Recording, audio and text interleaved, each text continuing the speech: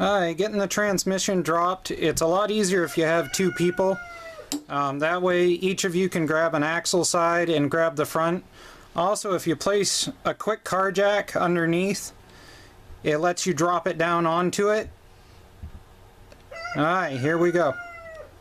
You ready? Yep. Mine's out. I got never-ending bolts in them. Ain't very long, believe me. Oh, there it goes. Okay, so I'm gonna let the jack off. Okay, take it out. Yep, that slides right off. I'm gonna stop right here so we can show how that brake line comes out.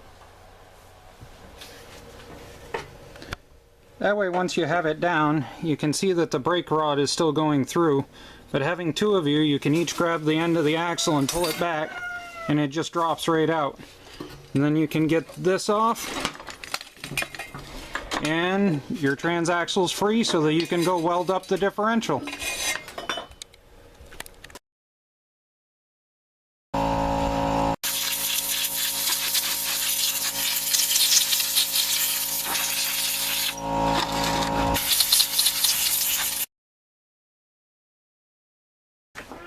Alright, so we discovered that the previous owner apparently used a really high bonding RTV on this. So what we had to do was we had to start in from one side and then set them in using bigger and bigger screwdrivers coming across. That way it'll very slowly break it open and then come back around to the front. Slow and steady. That way you don't break the case. Alright guys, so as you can see, we got the transmission open, and the reason why we do this, if you're building an off-road mower, is you want to lock the rear end. And in order to do that, this rear gear here, on the inside of it is your differential gears, and you're going to have to clean this out really good and then weld them totally solid. Be sure to do it while it's in the case. Place stuff over the top of the casing so that you don't cause any charring in it. But that helps you make sure that they're perfectly lined up, is welding it while it's inside of the case. So we're going to get everything cleaned up, then we're going to weld this differential and put it all back together and then start on the top pulley. Alright, so we got our template cut out and we made sure that we have, in case of emergency, a water source. And what we're going to do is we're going to weld these gears all the way around and then spin the axle, weld them on the other side, and then focus on the inside, and we'll go from there.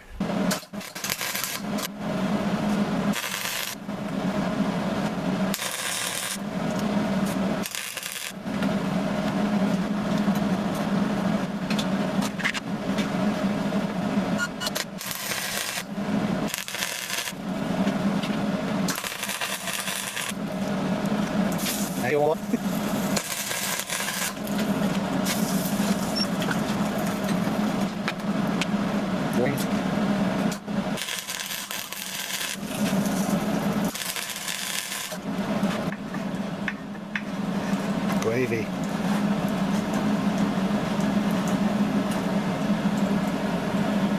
And there we go, that's how it's done. I'm going to open up the garage door, get some ventilation. Unfortunately, I can't have the garage door open and get the right lighting for video, so now I'm going to clear it out. Have fun! Alright, so the next step in these transmission builds is to take this pulley and to swap it out with a smaller one. I'm going to go from this pulley here to a standard 6-inch pulley, but if you buy them, they don't have the piece in the center unless you order it separately. So what I'm going to do is I'm going to take all of the pop rivets that are in here, I'm going to grind them all out. Then I'm going to cut it off along the outside edge so that I have a center flat cookie area. That way I can weld this directly through using the rivet holes in order to make tack rivets, and then weld the entire outside edge. And make sure you've got your hearing protection in.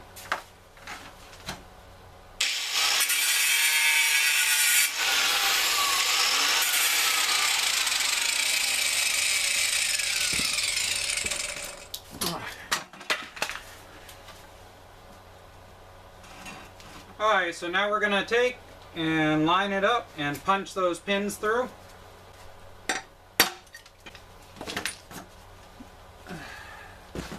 So as you can see, all of them are punched through. Now we're going to cut this outside edge off on both sides. That way we have something to weld to.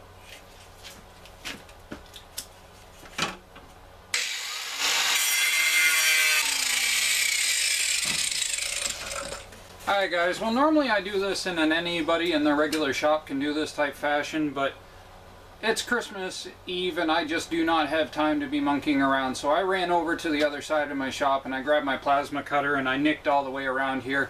So we'll get it knocked out and go from there.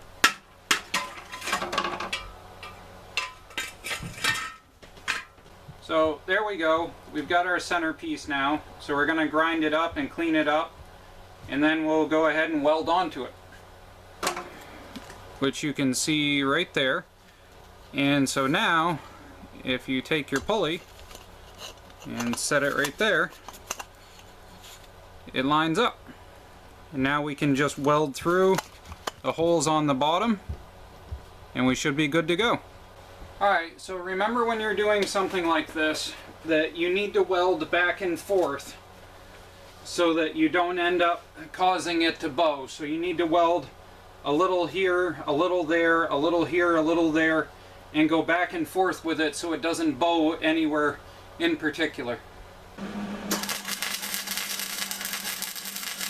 Alright, so at this point, if you're using flux core like I am, you're going to need to go through and clean up all of the flux. So that's why we have a second grinder here with a wire brush, and we'll get that done. Alright, so there's our thoroughly crafted pulley. Gonna get it mounted up, and from there pretty much you should be on your way. The transmission at this point, you should be able to figure out how to put it back on, and otherwise than that,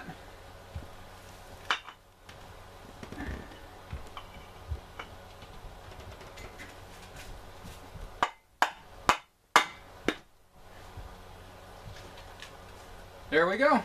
Have a good day. Alright guys, one of those horrible holding the camera videos. So basically I wanted to explain why it was I chose a 6-inch pulley in order to do this system, and basically the reason why I chose it was because this is my shifter, and what I did was I took it and I shifted it all the way over and I measured from here, and then I shifted it all the way over the other way and measured from there, and I ended up with 5¼ inches roughly between here to there where the shifting locations were. And so I bought the 6-inch pulley instead of dropping to the 5, hoping I would gain just barely enough. And as you can see, when it's all the way over, as long as it's sitting smooth, which I might bend it just a little, it just barely in 6 gear touches. But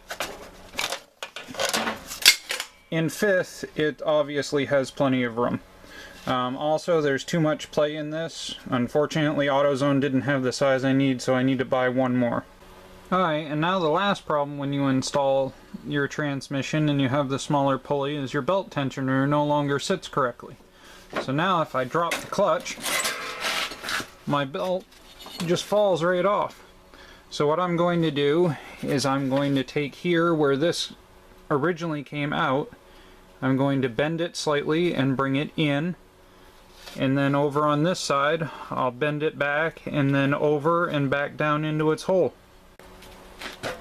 Alright, so as you can see, I brought this over and I bent it around and then brought it back across and rebent it in here so that it fits across into its hole. So now if we drop the clutch, everything floats, and it's a little harder to take off, but I think I still may need something in the rear.